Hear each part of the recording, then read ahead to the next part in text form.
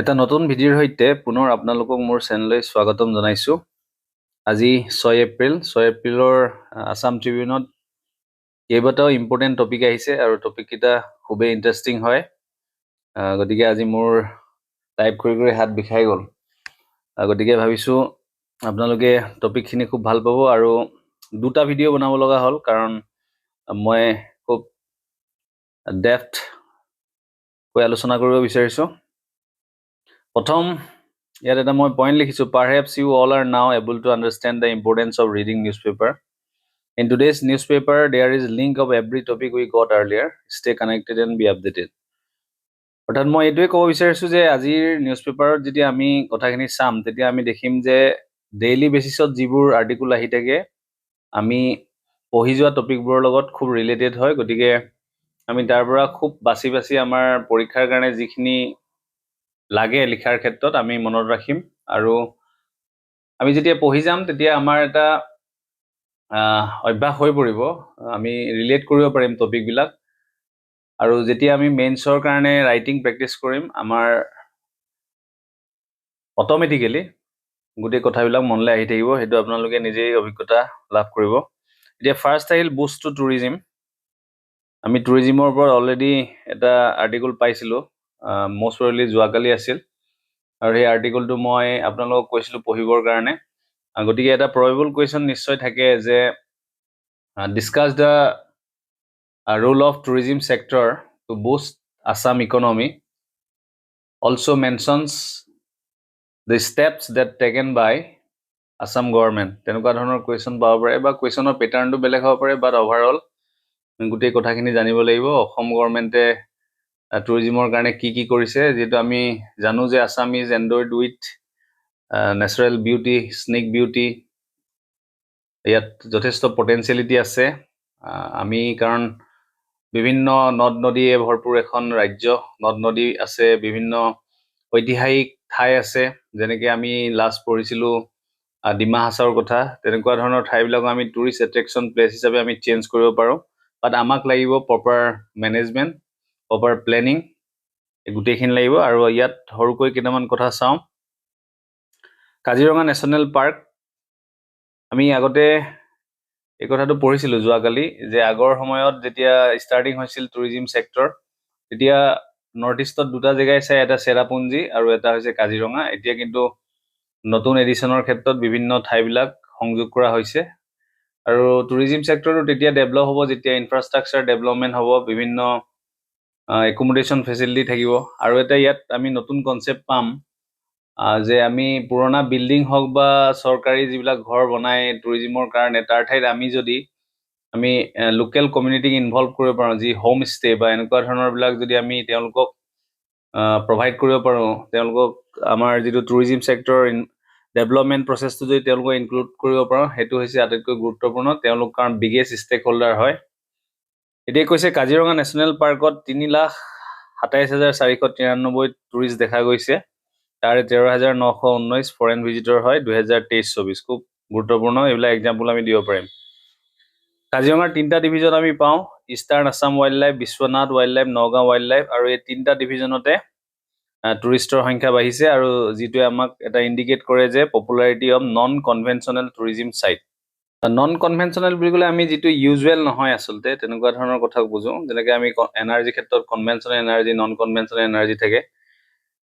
এতিয়া ইয়াত কৈছে এটা নতুন এডিশ্যন কাজিৰঙাত কৰিছে। আগতে জীপ আৰু এলিফেণ্ট চাফাৰী সকলোৱে আমি জানো, মই অৱশ্যে এলিফেণ্ট চাফাৰী কৰি পোৱা নাই, জীপ চাফাৰী কৰিছিলোঁ সৰুতে। এতিয়া নতুনকৈ সংযোজন কৰিছে চাইক্লিং এণ্ড ট্ৰেকিং। আদাৰ্ছ ছাইটবিলাক যেনেকৈ পবিতৰা, মানস, এইবিলাকতো মানুহৰ আগমন দেখা গৈছে, টুৰিষ্টৰ আগমন, এইটো এটা ভাল কথা। প্ৰপাৰ পাব্লিচিটি এণ্ড প্ৰমোশ্যন লাগিব আমাক, আৰু বেছি ডেভেলপ কৰিবৰ কাৰণে প্ৰপাৰ পাব্লিচিটি আৰু প্ৰমোশ্যন লাগিব। যেনেকৈ আমি অসম টুৰিজিমৰ ক্ষেত্ৰত বিভিন্ন আমি এডভাৰটাইজ দেখোঁ, বিভিন্ন ফিল্ম এক্টৰক ব্ৰেণ্ড এম্বেচাডৰ হিচাপে ব্যৱহাৰ কৰি বিভিন্ন প্ৰমোশ্যনেল এডভাৰটাইজ কৰা হয়, তেনেকুৱা ধৰণৰ লাগিব। সেইটো এটা ভাল কথা যে আমাৰ টুৰিজিম ছেক্টৰটো ডেভেলপ হ'বলৈ লৈছে। A sustain focus and better tourist infrastructure লাগিব। এটা ছাষ্টেইন শব্দটো অৰ্থাৎ বহনক্ষম, যিটো সাস্টেইনেবল ডেভেলপমেণ্ট কওঁ, ঠিক তেনেকৈ সাস্টেইন ফ'কাছ, যিটো আমি কেৱল টেম্পৰৰী বেচিছত নহয়, লং টাৰ্ম বেচিছত আমাৰ কিছুমান ফ'কাছ লাগিব আৰু বেটাৰ টুৰিষ্ট ইনফ্ৰাষ্ট্ৰাকচাৰ লাগিব, যিটো মই অলৰেডি কৈছোঁ।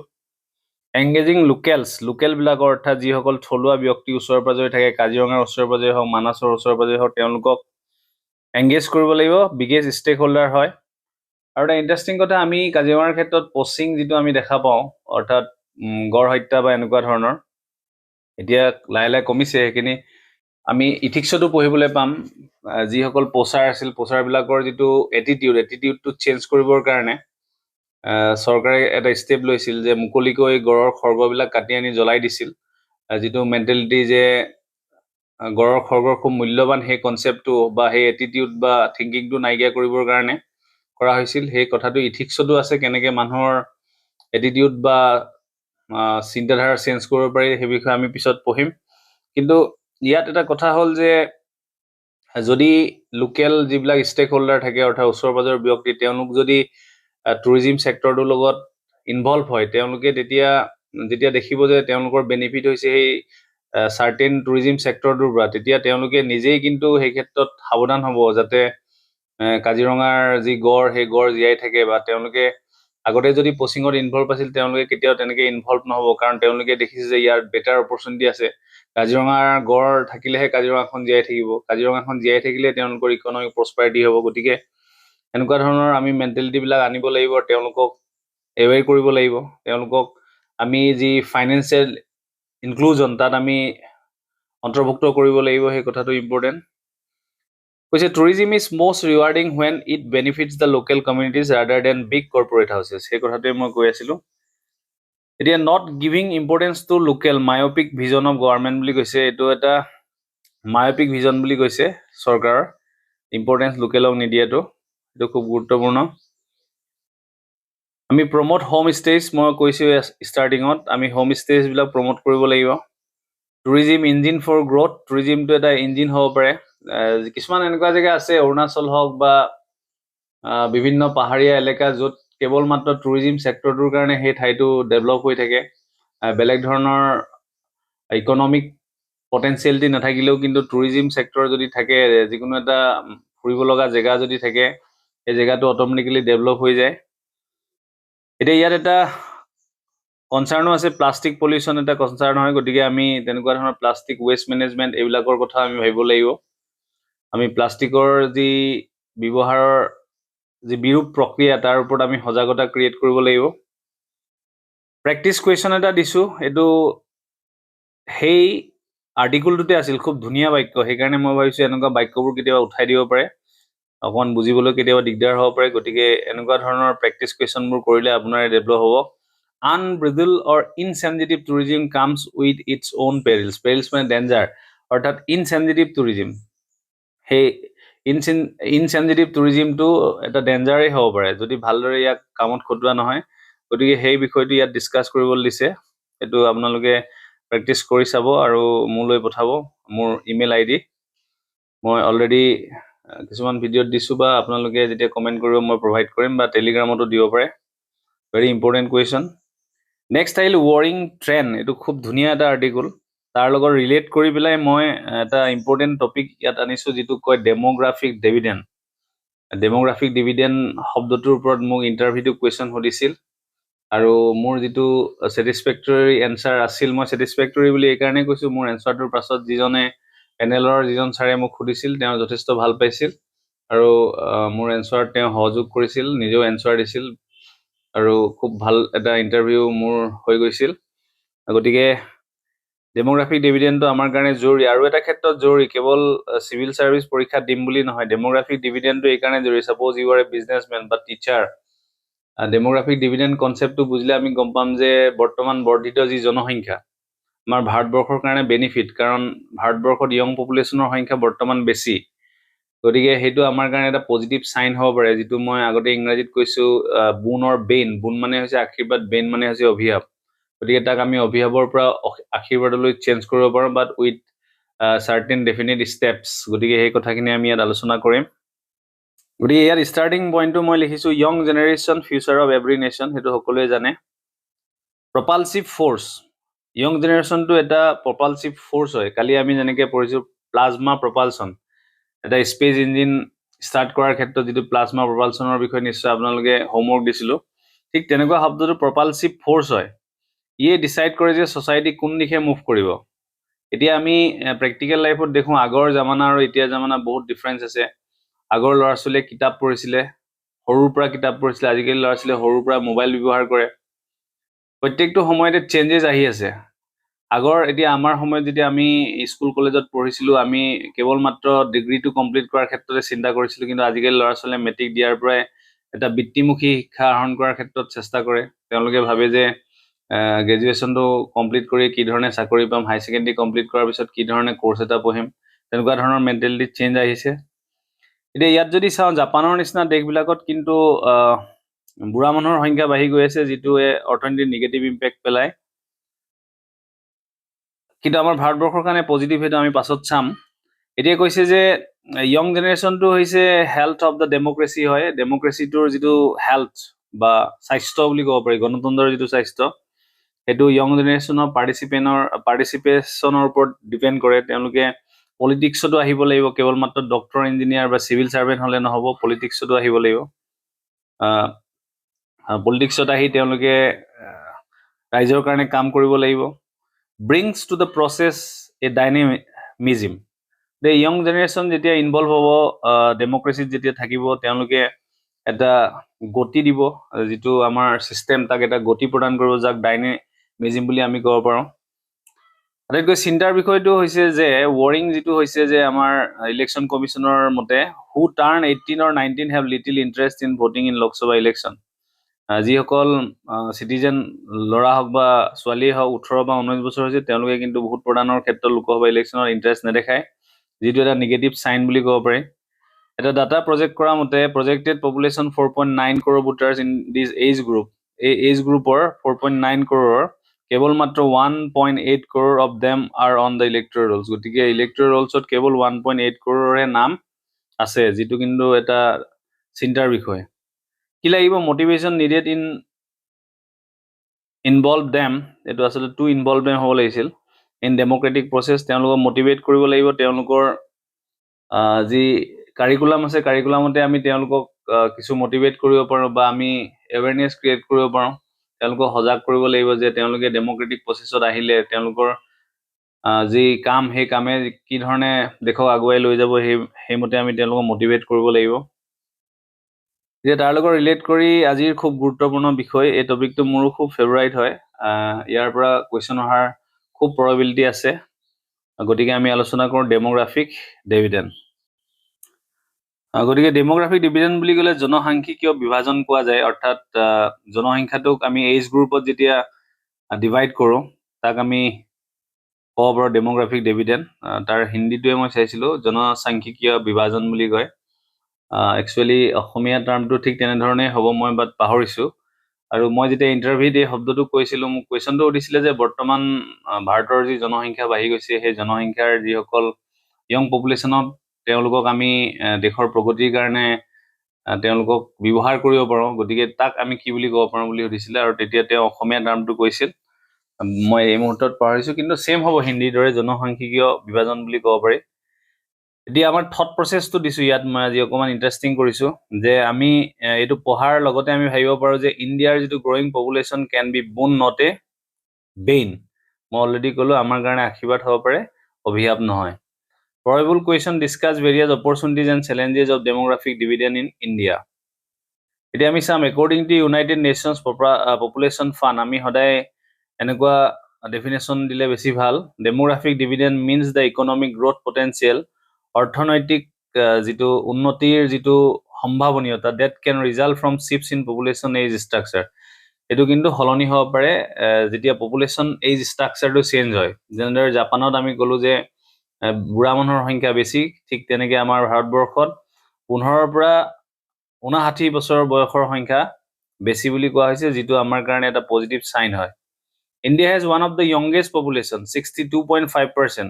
আমাৰ গোটেই পপুলেশ্যনৰ 62.5, 50%তকৈ বেছি, আটাইতকৈ বেছি সংখ্যক হৈছে 15 পৰা প্ৰায় 59-60 বছৰৰ বয়সৰ ভিতৰত। In an aging world, the demographic dividend leads to an increased labor supply.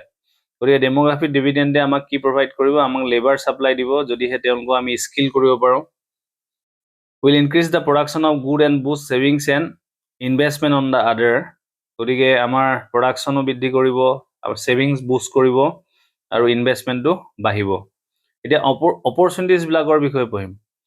মই আৰু এটা কথা কওঁ, ডেমোগ্ৰাফিক ডিভিডেণ্ডৰ বিষয়ে আমি বিভিন্ন এংগুলৰ পৰা আলোচনা কৰিম। আজি কেৱল মাত্ৰ আমি এটা চিম্পল ৱেত চাইছোঁ, গতিকে কি কি ধৰণৰ অপৰচুনিটি আছে ইণ্ডিয়াৰ কাৰণে আমি চাম। ফাৰ্ষ্ট আহিল লেবাৰ ছাপ্লাই।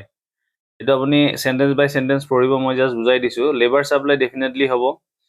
আমাৰ যিহেতু ৱৰ্কিং পপুলেশ্যনৰ সংখ্যা যেতিয়া বাঢ়ি যাব, কাৰণ 15 পৰা 60 বছৰ বয়সৰ মানুহে কামত নিয়োজিত হৈ থাকে, তাৰপিছত এইজটোত প্ৰায় আমি বৃদ্ধসকলে যিসকল চাকৰিয়াল তেওঁলোক পেঞ্চনাৰ হয়, আৰু বাকীসকলে আনৰ ওপৰত ডিপেণ্ডেবল হ'ব লগা হয়। গতিকে সেই কাম কৰিব পৰা বয়সটোৰ সংখ্যা যেতিয়া বাঢ়িছে, আমাৰ লেবাৰ ছাপ্লাই বাঢ়িছে, কেপিটেল ফৰ্মেশ্যন হ'ব। যিমানে কাম কৰা ব্যক্তিৰ সংখ্যা বাঢ়িব, তেওঁলোকে অত্যাধিক ছেভ কৰিব। ছেভ মানে হৈছে কেপিটেল ফৰ্মেশ্যন। ডিপেণ্ডেণ্টৰ সংখ্যা যিমানে কমিব, অৰ্থাৎ যেতিয়া ৱৰ্কিং পপুলেশ্যনটোৱে যেতিয়া কাম কৰিব, তেওঁলোক নিজৰ ওপৰত নিজে ডিপেণ্ডেবল হ'ব, অৰ্থাৎ স্বনিৰ্ভৰশীল হ'ব, তেতিয়া তেওঁলোকৰ ছেভিংছ বাঢ়িব। কিন্তু বৃদ্ধৰ সংখ্যা যিমানে বাঢ়িব, তেওঁলোক আনৰ ওপৰত ডিপেণ্ডেবল হ'ব, সিমানে ছেভিংছটো কমি আহিব। সেই কথাটো চিম্পল হয়। ফিমেল হিউমেন কেপিটেল, মহিলা যিটো আমি মানৱ সম্পদ কওঁ, তেওঁলোকৰো বাঢ়িব সংখ্যা। Decrease in fertility rate result in healthier women. গতিকে ফাৰ্টিলিটি ৰেট যিমানে কমিব, সিমানে হেল্থিয়াৰ ওমেনৰ সংখ্যা বাঢ়িব। Fewer economic pressure at home. অৰ্থাৎ ইয়াত এটাই কৈছে, this provides an opportunity to engage more women in the work force and enhance human capital. অৰ্থাৎ মহিলাসকলে 15 পৰা 60 বছৰ বয়সৰ মহিলাসকল যেতিয়া কামত নিয়োজিত হৈ থাকিব, তেওঁলোকৰ ঘৰত যি ইকনমিক প্ৰেছাৰ থাকে সেইটো কমি আহিব, আৰু তেওঁলোকে বিভিন্ন কামত এংগেজ হ'ব, আৰু হিউমেন কেপিটেল এনহেন্স হ'ব। Very simple. Next, economic growth. Another opportunity is produced by increased domestic demand brought about by increasing GDP per capita and decreasing dependency ratio. Simple হয় এইটো। Economic growth, education, better economic security and desire for more durable goods are cause and consequence. Economic growth to obviously হ'ব. Infrastructure. So increased fiscal space created by demographic dividend enables the government to divert resources from spending on children to investing in physical and human infrastructure. গতিকে infrastructure ক্ষেত্ৰতো প্ৰভাৱ পৰিব, কাৰণ যদি ধৰি ল'লোঁ শিশুৰ সংখ্যা আৰু বৃদ্ধৰ সংখ্যা যদি বাঢ়ে, তেওঁলোকৰ কাৰণে যি খৰচ কৰি আহিছে, আজি সেই সংখ্যাটো কমাৰ কাৰণে, য়ংগাৰ পপুলেশ্যনৰ সংখ্যা বঢ়াৰ কাৰণে, যে তেওঁলোকৰ কামৰ কাৰণে বিভিন্ন ইনফ্ৰাষ্ট্ৰাকচাৰেল প্লেনিং কৰিব পাৰিব, বিভিন্ন ইনফ্ৰাষ্ট্ৰাকচাৰ স্কিম ল'ব পাৰিব, যিটোৱে আমাৰ কাৰণে বেনিফিট আনিব। স্কিল ৱৰ্কফৰ্চ বাঢ়িব, এইটো ডেফিনেট অলৰেডি কৈছে। Migration, it presents some quantities that can arise from having demographic changes, particularly the demographic dividend and interest mitigation to overcome labor shortage. কৈছে ডেমোগ্ৰাফিক চেঞ্জেছ অহাৰ কাৰণে যিটো জেনেৰেলি মাইগ্ৰেশ্যনৰ প্ৰব্লেম এটা আমি দেখা পাওঁ। কাম বিচাৰি মানুহে এখন দেশৰ পৰা আন এখন দেশলৈ যায়, লেবাৰ শ্বৰ্টেজ হয়। গতিকে ডেমোগ্ৰাফিক ডিভিডেণ্ডে সেই প্ৰব্লেমটো নাইকিয়া কৰিব। আৰু ইয়াত লিখিছোঁ নাই মই, এতিয়া পাহৰিছোঁ, কিন্তু এটা কথা আপোনালোকক কওঁ যে ডেমোগ্ৰাফিক ডিভিডেণ্ডটোৰ কাৰণে এটা খুব বেনিফিট এইকাৰণে হয়, য়ংগাৰ পপুলেশ্যনটো এতিয়া আমাৰ ভাৰতবৰ্ষত যিহেতু বাঢ়ি আছে, ভাৰতবৰ্ষত বাঢ়ি থকাৰ কাৰণে তেওঁলোকক যদি আমি প্ৰপাৰলি কিছুমান কামত নিয়োজিত কৰিব পাৰোঁ, তেওঁলোকক যদি প্ৰপাৰ এডুকেশ্যন প্ৰভাইড কৰোঁ, আমি সেই ক্ষেত্ৰত নিউ এডুকেশ্যন পলিচিৰ কথাও লিখিব পাৰোঁ। নিউ এডুকেশ্যন পলিচিত যিটো ভকেশ্যনেল ট্ৰেইনিং প্ৰভাইড কৰাৰ এটা নতুন প্ৰচেছ কৰা হৈছে, সেইটোৱে আমাক এডুকেশ্যনৰ ক্ষেত্ৰত আমাক হেল্প কৰিব। আমি কেৱল মাত্ৰ আৰ্টছ এণ্ড ছায়েন্স নপঢ়ি আমি যিটো কাম ভাল পাওঁ, সেই কামটো আমি ইন ফিউচাৰ যাতে আমি সেই কামত নিয়োজিত হ'ব পাৰোঁ নিজে, তেনেকুৱা ধৰণৰো কিছুমান কথা নিউ এডুকেশ্যন পলিচিত আছে। স্কিল ডেভেলপমেণ্ট প্ৰগ্ৰেম চলি আছে, সেইটোৰ বিষয়ে আমি লিখিব পাৰোঁ। মেক ইন ইণ্ডিয়া প্ৰগ্ৰেম চলি আছে। আৰু বৰ্তমান সময়ত গোটেই ৱৰ্ল্ডত যি লেবাৰ ফ'ৰ্চৰ প্ৰয়োজন হয়, বিশেষকৈ কাম কৰা স্কিল পাৰ্চনৰ, সেই স্কিল পাৰ্চন আমি ইণ্ডিয়াৰ পৰা প্ৰভাইড কৰিব পাৰিম। যেতিয়া আমি আমাৰ যি য়ংগাৰ পপুলেশ্যন 62.5% আছে, আমি তেওঁলোকক যদি ভালদৰে শিক্ষা দিওঁ, ভালদৰে তেওঁলোকক কৌশলগত শিক্ষা দিওঁ বা বিভিন্ন কামত তেওঁলোকক শিকাওঁ, IT চেক্টৰত যদি আমি তেওঁলোকক নিয়োগ কৰোঁ, তেওঁলোকে যদি ইনফৰমেশ্যন টেকনলজিৰ জ্ঞান থাকে, যিকোনো তেওঁলোকক আমি গোটেই ৱৰ্ল্ডত যি নেচেচিটি আছে সেইটো আমি পূৰণ কৰাৰ ক্ষেত্ৰত আমি চাইনাক অভাৰকাম কৰিব পাৰিম। সেইটো এটা খুব গুৰুত্বপূৰ্ণ। নেক্সট আহিল challenges of demographic dividend in India. কি কি চেলেঞ্জেছ আছে? Enhancing human capital, poor human capital formation is reflected in low employability among India's graduate and postgraduate. So এইটো এটা ইয়াৰ প্ৰব্লেম হৈ আছে। লো এমপ্লয়বিলিটি, গ্ৰেজুৱেট আৰু পোষ্ট গ্ৰেজুৱেটৰ লো এমপ্লয়বিলিটি দেখা গৈছে। লো হিউমেন ডেভেলপমেণ্ট, এইটো আমি UNDP হিউমেন ডেভেলপমেণ্ট ইণ্ডেক্সৰ কথা, এইটো এট প্ৰেজেণ্টৰটো আপোনালোকে চাই ল'ব। গতিকে ইণ্ডিয়া যিধৰণে হিউমেন ডেভেলপমেণ্টৰ ক্ষেত্ৰত আগবাঢ়িব লাগিছিল সেইধৰণে হোৱা নাই। হিউমেন ডেভেলপমেণ্ট ইণ্ডেক্সৰ বিষয়ে আমি পিছত চাম, কিন্তু তাত পেৰামিটাৰ কিছুমান থাকে, লাইফ এক্সপেক্টেঞ্চি ৰেট হওক, এডুকেশ্যন হওক, এই গোটেইবিলাক ক্ষেত্ৰত বা ষ্টেণ্ডাৰ্ড অফ লিভিং, এই গোটেইবোৰ ক্ষেত্ৰত মেজাৰ কৰা হয়। গতিকে ইয়াত সেইটো কমি আছে বুলি কৈছে। ইনফৰ্মেল ইকনমি, ইনফৰ্মেল নেচাৰ, আমাৰ ইকনমিটো আমি ফৰ্মেল নেচাৰ হ'ব লাগিব।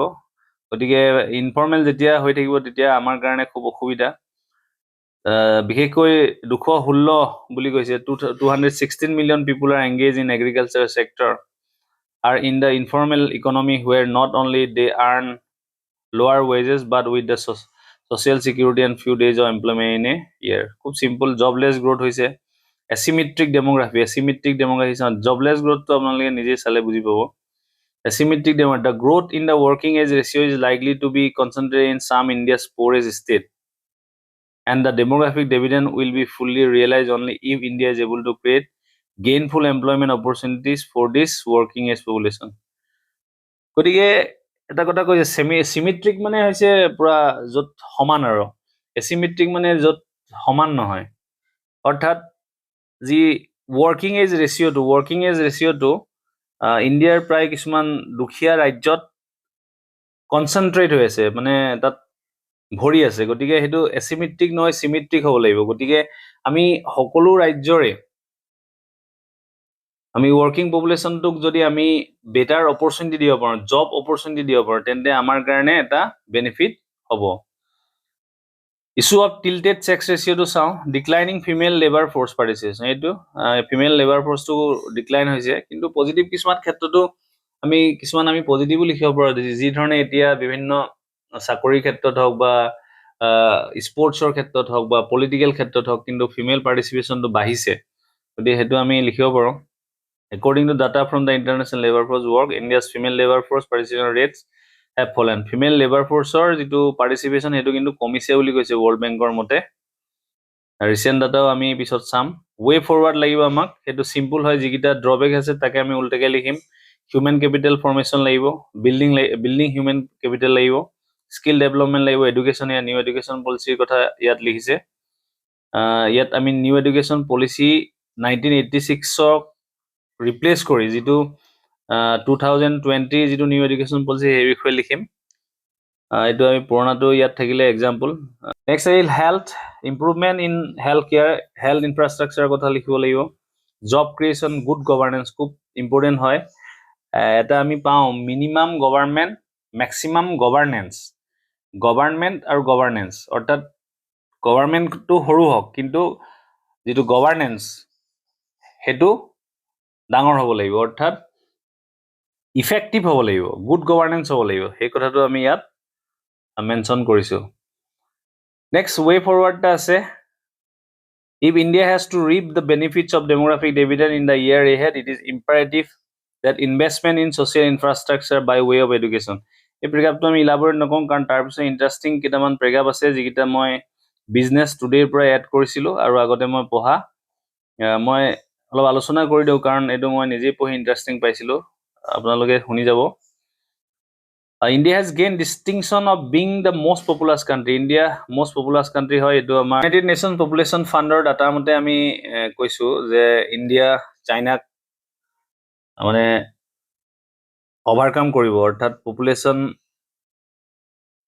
চাইনাতকৈও বাঢ়ি যাব, সেইমতে আমি কথাটো কৈছোঁ। গতিকে ইয়াত লিখিছে, however the most interesting part of the report is that the working population of India 15 to 64 comprises 68%. এইটো একজেক্ট ডাটা হ'ব ৱৰ্ল্ড পপুলেশ্যন ৰিপৰ্ট 2023 আগৰটো অলপ পুৰণা গতিকে এইটো আমি লিখিম 68% হ'ল কৈছে বাই 2020 অলৰেডি 2024 পালো এইটো তাত কৈছিল ডাটাত যিটো median age of just median যিটো আমি মেডিয়ানৰ অসমীয়াটো মধ্যমা আছিল নেকি পাহৰিছো মেথছত গতিকে যিটো আমি এভাৰেজ এজটো ক'ব পাৰো 28 হয় চাইনাত 37 আৰু ইউএছতো 37 ইউৰোপত 45 জাপানত 49 যিটো কিন্তু আমাৰ ইণ্ডিয়া বেনিফিটত আছে India is expected to enjoy demography dividend window for 37 years 2018 পৰা 2055 লৈকে বেনিফিটত থাকিব this window is available at different times in different state প্ৰত্যেক ষ্টেটৰ কিন্তু বেলেগ বেলেগ হয় গতিকে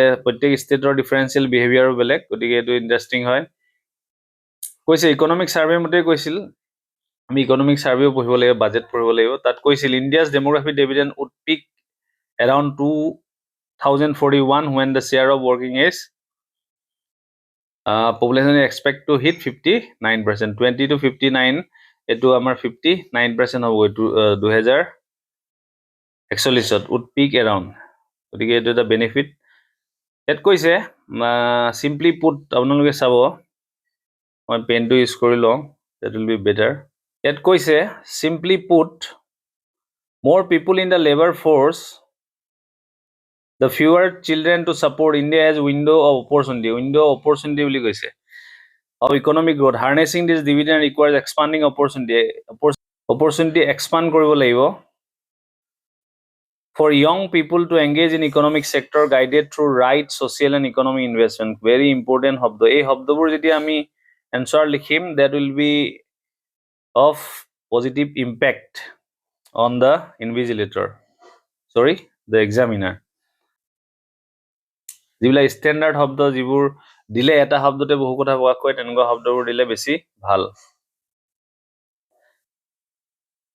নেক্সট আহিল ensuring the overall social well-being of people is prerequisite for accomplishing a decent level of demographic division আমি যিকোনো এটা demographic ডিভিডেন্টৰ কোৱেশ্চন আহিলে আমি এই বাক্যটো লিখিব পাৰো যে social well-being of people prerequisite হয় কি লাগিব বিল্ডিং social infrastructure লাগিব including education skill social infrastructure বুলি কলে এটো বুজাব education skilling public health nutrition drinking water sanitation will lead to more productive and proficient workforce healthy grown up children and this very simple but interesting next time is some immediate challenges of for deriving a demographic dividend the immediate challenge all including growth in working age ratio being concentrated in some of the poorest states in India এটুকে তাত আমি লিখিছিলো এটা আকৈবাৰ বুজাইছো যে আটাইতকৈ immediate চ্যালেঞ্জটো হৈছে যে যেটো working as ratio হেতু বিশেষকৈ কিছুমান দুখিয়া ষ্টেটতহে কনসেন্ট্রেট হৈ আছে গতিকে ভাল ষ্টেটত থাকিলে আমাৰ কাৰণে ভাল হ'ল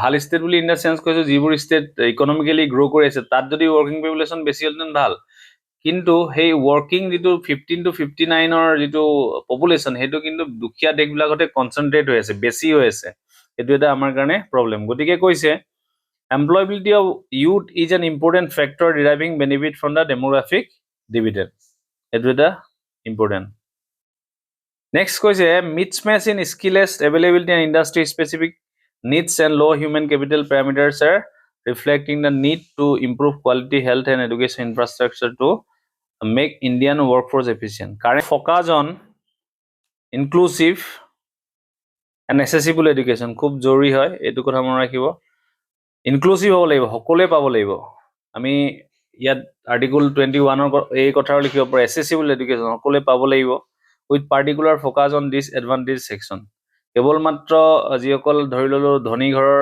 ছাত্ৰ ছাত্ৰীত কেৱল তেওঁলোকে পালেই নহব এট দিস এডভান্টেজ সেকশনে পাব লাগিব যিবিলাক আমি ক'ব পাৰো ট্ৰাইবেল পপুলেশন হওক বা টি ষ্টেটৰ যিবিলাক ল'ৰা ছোৱালী হওক তেওঁলোকে পাব লাগিব এট দিস এডভান্টেজ হ্যান্ডিক্যাপ হওক উইমেন হওক লগতে আমি কি কৰিব লাগিব promoting vocational training and skill development যেটো আমি অলৰেডি লিখিছো ফস্টাৰিং ইন্ডাষ্ট্ৰি একাডেমিয়া কোলাবৰেচন টু আইডেন্টিফাই এখিনি নিশ্চয় বুজি পাইছে ৰিসাৰ্চ প্ৰমোট কৰিব লাগিব ইনোভেশন লাগিব জব মাৰ্কেট লাগিব ওভাৰঅল গুটে এখিনি লাগিব এতিয়া তাৰ কাৰণে চৰকাৰে কি কৰিছে খুব ইন্টাৰেষ্টিং ইয়াত এখন যেটো পুৰণা অকমান পেপাৰত পোৱা গতিকে ইয়াত গুটে কথাখিনি নাই নিউ এডুকেশন পলিসি আপোনালোকে লিখিব 100% ইয়াত দিছে নিয়ে সৰ্বশিক্ষা অভিযান আছে ৰাষ্ট্ৰীয় মাধ্যমিক অভিযান আছে নেশনাল স্কিল ডেভেলপমেন্ট মিশন আছে মেক ইন ইণ্ডিয়া কথা লিখিব পাৰো আমি program like Skill India, Pradhan Mantri Kaushal Vikas Yojana আছে, National Apprenticeship Promotion আছে, গুটেইবোৰ আপোনালোকে লিখিব পাৰিব। ইয়াৰ ডিটেইলছ লিখিব নালাগে, কিন্তু ইয়াৰ বিষয়ে দুই এটা জনাটো জৰুৰী।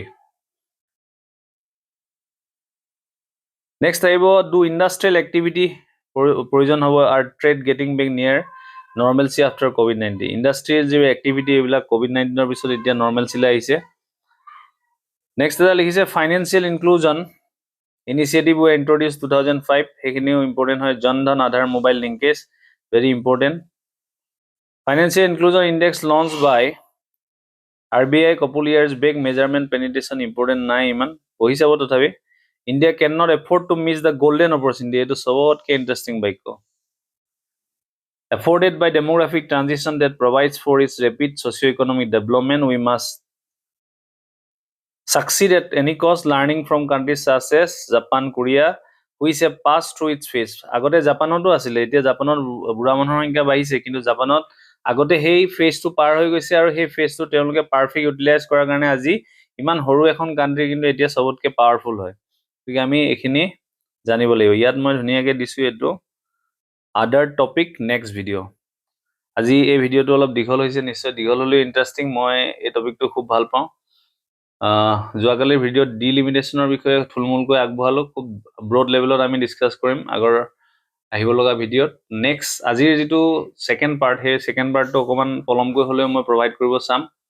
ভালদৰে পঢ়ি থাকক। আপোনালোকে ভাল পোৱাৰ কাৰণে বা কমেণ্টত এপ্ৰিচিয়েট কৰাৰ কাৰণে নিশ্চয় মোৰ ইমানখিনি লিখাৰ পিছতো ভাগৰ লগা নাই, আৰু মই ছেকেণ্ড ভিডিঅ'টো অলৰেডি লিখি ৰাখিছোঁ আধা, গতিকে যিমান পাৰোঁ সোনকালে দিবলৈ চেষ্টা কৰিম। এই ভিডিঅ'টো ইমানতে ৰাখিছোঁ। যিসকলে পোনপ্ৰথমবাৰৰ বাবে ভিডিঅ'টো চাইছে, ছাবস্ক্ৰাইব কৰিবলৈ নাপাহৰিব মোৰ চেনেলটো, আৰু কাষতে থকা বেল আইকনটো দবাই ৰাখিব যাতে মোৰ নটিফিকেশ্যনবিলাক আগতীয়াকৈ পায়। এইটো ভিডিঅ' ইমানতে ৰাখিছোঁ। ধন্যবাদ।